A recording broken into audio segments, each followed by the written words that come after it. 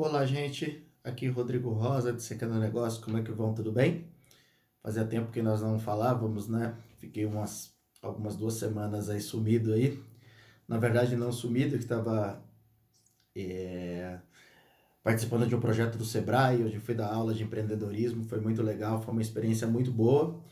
E hoje vamos retomar com os nossos assuntos aqui com o nosso canal de Secando Negócios, que está muito legal. Hoje eu vou responder algumas dúvidas aqui, né, que já me passaram aqui e que me perguntaram sobre. Então, vem com a gente que hoje está muito legal. Então, vamos lá. Hoje nós vamos responder algumas dúvidas, né, dúvidas essas aí formuladas por vocês aí nesses últimos vídeos aí e tudo mais. E a primeira dúvida que nós vamos solucionar aqui, que nós vamos falar um pouquinho, é: quando devo pegar um empréstimo? Porque muita gente pensa que, geralmente, né, indo direto ao assunto, quando a gente vai pegar um empréstimo, a gente pega esse empréstimo para poder pagar a conta, né? E isso não é um pensamento muito interessante de se ter quando você vai buscar um empréstimo, porque é, ou você vai buscar um empréstimo para crescimento, né? Ou você vai buscar um empréstimo para estabilizar a empresa. Porém, nessas duas situações, você tem que ter um plano muito bem definido. Por quê? Porque imagina que você tem uma dívida e vá tomar um empréstimo só para quitar essa dívida, né? Se você for só para quitar essa dívida, você concorda comigo que daqui a um tempo, vão passar meses e tudo mais, que você tenha pago a dívida, se você não tiver um plano, se você não tiver uma estratégia para usar esse dinheiro que está entrando novo na empresa, que daqui a algum tempo você vai voltar a ter os mesmos problemas, ou seja, você não corrigiu os problemas da empresa. Na verdade, você pagou aquilo que ficou para trás e continua fazendo errado. Então, quando a gente vai buscar um empréstimo, é muito importante que tenhamos um plano para fazer com aquele dinheiro. Por quê? Vamos lá. Se a gente for pegar um empréstimo, toda vez que nós formos pegar um empréstimo, esse empréstimo, ninguém empresta dinheiro sem cobrar juros, tudo bem? Então o banco vai te cobrar juros. Você vai receber lá os juros e tudo mais.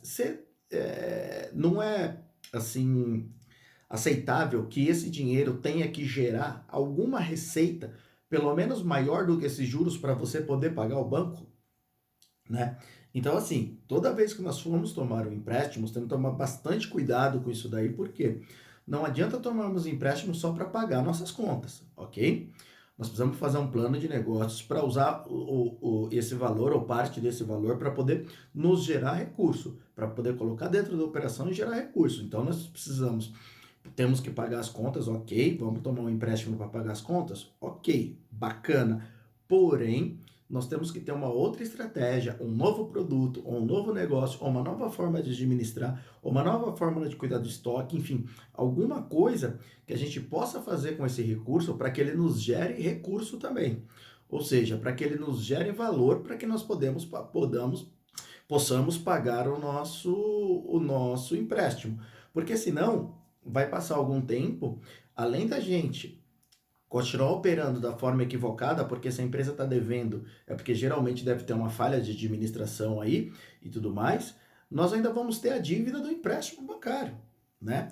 Então você imagina se esse dinheiro que está dentro sirva só para pagar contas e não gire na empresa. Quando eu falo giro, é realmente para girar, para que ele faça, para que ele tenha lucro, né? Para que a gente consiga, mesmo com esse empréstimo, que a gente faça girar, para que a gente possa pagar o nosso o nosso empréstimo, né? Ou seja, toda vez que nós formos pegar um empréstimo, nós temos que ter uma estratégia para usar esse recurso, não somente para pagar a conta, porque se nós usarmos isso daí somente para pagar a conta, daqui uns tempos e não mudarmos a estratégia de administração ou de vendas, enfim, daqui a um tempo nós vamos estar devendo de novo. Então, toda vez que nós formos para quando nós vamos pegar um empréstimo? Justamente para fazer o dinheiro crescer. Esse empréstimo tem que entrar dentro da empresa para que ele retorne na operação e que ele nos traga lucro, para que a gente possa, além de pagar nossas contas, conseguir pagar também nosso empréstimo. Tudo bem?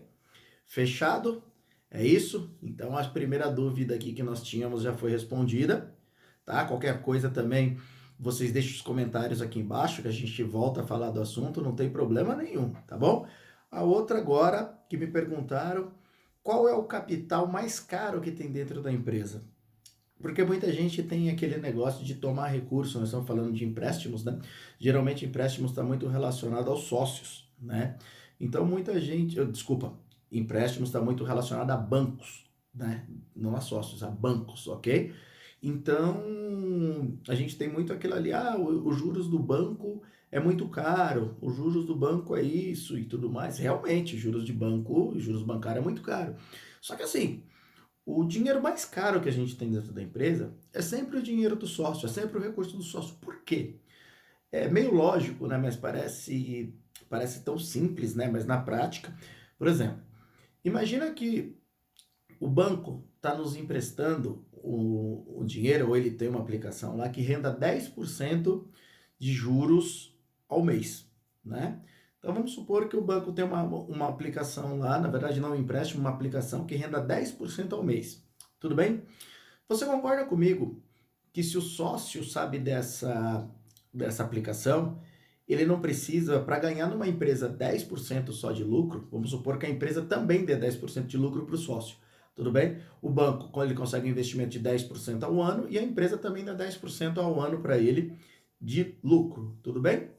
Você concorda comigo que ele vai ter que correr o risco o ano todo colocando o dinheiro dele para poder ter os mesmos 10% que o banco podia dar para ele? Onde ele podia deixar o dinheiro lá dele aplicado e pescar e viajar, enfim, e fazer aquilo que ele achar melhor, né? Isso chama taxa de atratividade de mercado, né? A taxa mínima de atratividade, na verdade, que a gente chama. Por quê? Porque o sócio, ele é um investidor também. Por que o sócio coloca recursos na empresa? Porque ele quer lucro, porque ele busca lucro, porque ele busca o investimento que dê rentabilidade e retorno para ele.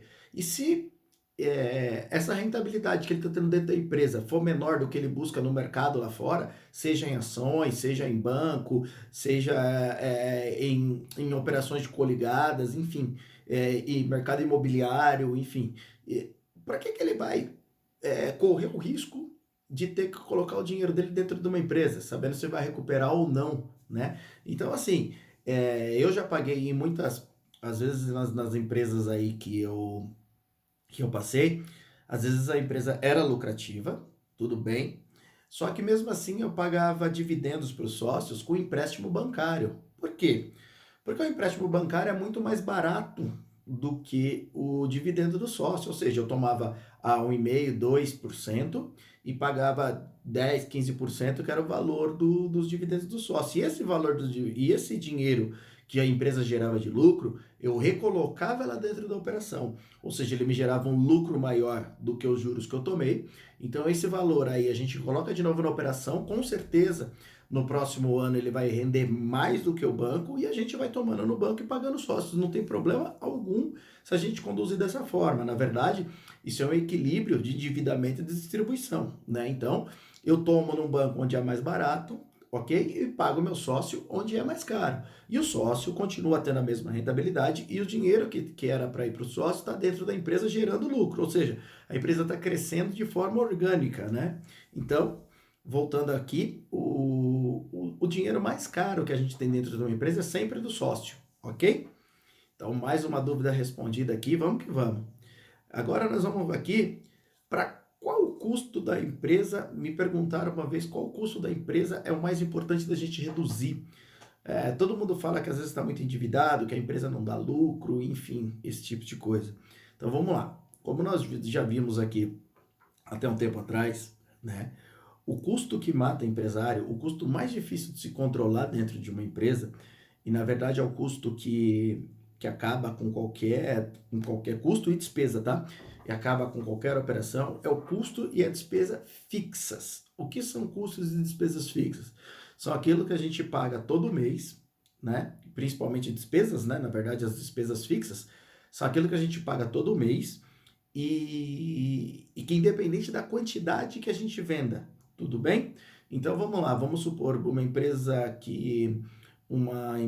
de uma loja de sapatos, né? A gente pega lá a conta de energia elétrica, o contador, a conta de telefonia, isso são despesas fixas que eles pagam todos os meses, tudo bem?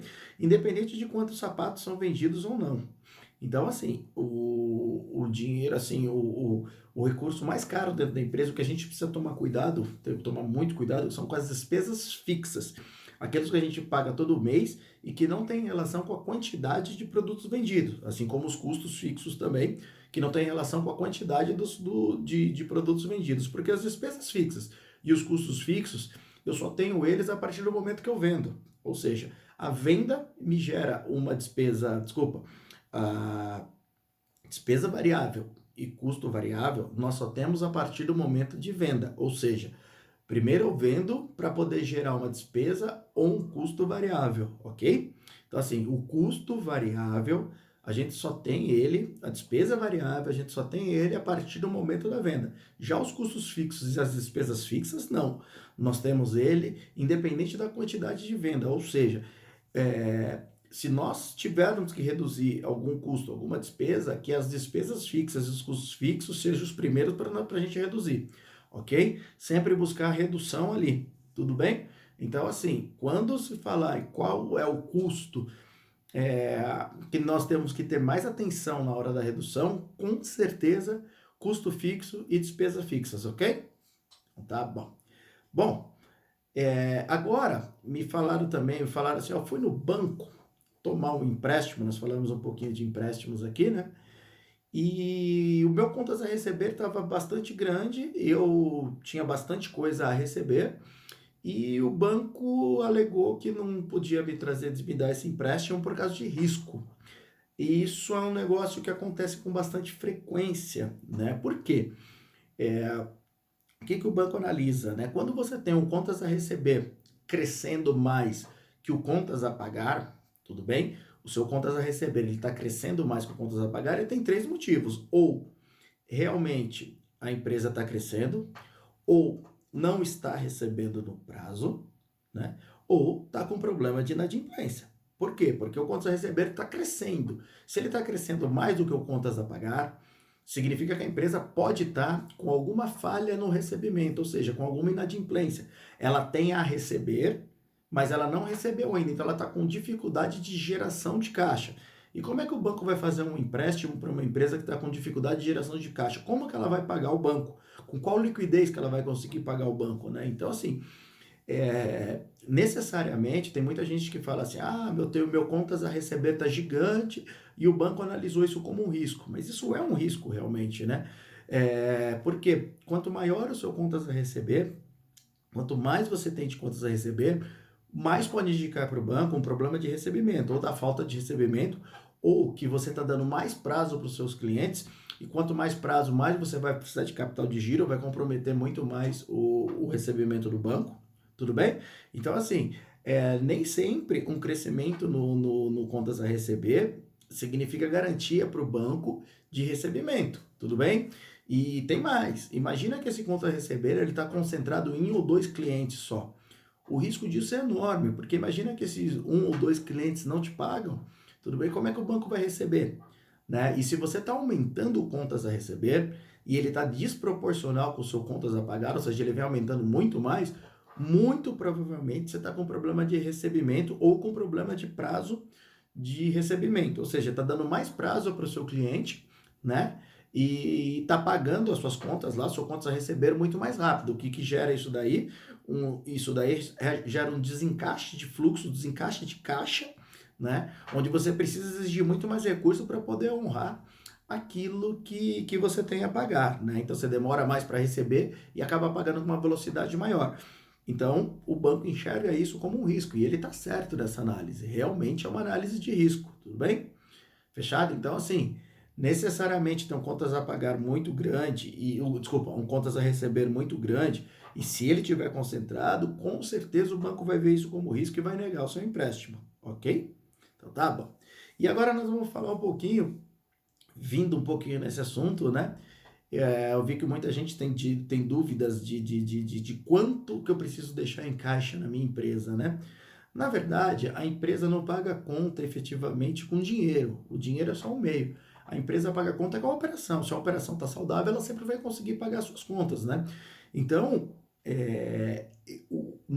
assim, no caixa da empresa, o mínimo possível que nós pudermos para pagar a conta só naquele mês, ou só naquele ano, ou sei lá, ou depende do tamanho do projeto, ou só naquela semana, né, ou só naquele mês, ano é muita coisa, fica muito longe, né? Seria o ideal. Por quê?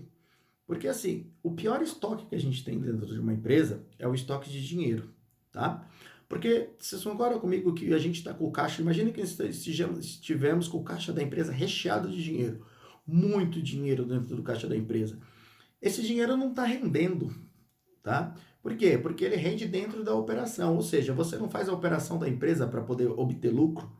Então, assim, com certeza o lucro da sua empresa é maior do que ele está rendendo parado no caixa. Então, assim, nós deixamos, geralmente de estratégia financeira, nós deixamos um caixa raso, ou seja, que cobre as nossas necessidades no curto prazo, tá? E os outros recursos que a gente tem na empresa, nós disponibilizamos todo para a operação, porque é a operação que me traz resultado, a operação que me traz lucro, a operação que faz o meu negócio girar, né? Então não adianta termos um caixa abundante, de recursos lá parado no longo prazo, sendo que ele não está rentabilizando, né? Pelo contrário, ele está desvalorizando, porque você tem inflação aí, você tem tempo de dinheiro aí, você tem giro, enfim, você tem N coisas aí. Então, assim, não existe um valor correto que a gente pode afirmar quanto que a gente deixa dentro de uma empresa, mas a gente trabalha com o caixa da empresa. Caixa, quando eu falo caixa, eu estou falando as contas correntes, né?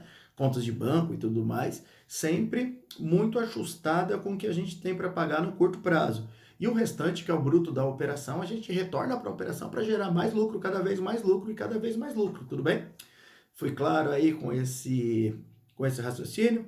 Espero tenha conseguido responder todas as perguntas aí. Estamos retomando o nosso canal. Se vocês gostaram aí, dê sua curtida, dê seu like aí e deixe comentários aí para que a gente possa estar cada dia mais aí evoluindo nesses raciocínios, tudo bem? Espero vocês aí na próxima semana. Eu subi nesse vídeo aqui de retomada, bastante feliz aí com o retorno. E vamos que vamos, para cima dos negócios.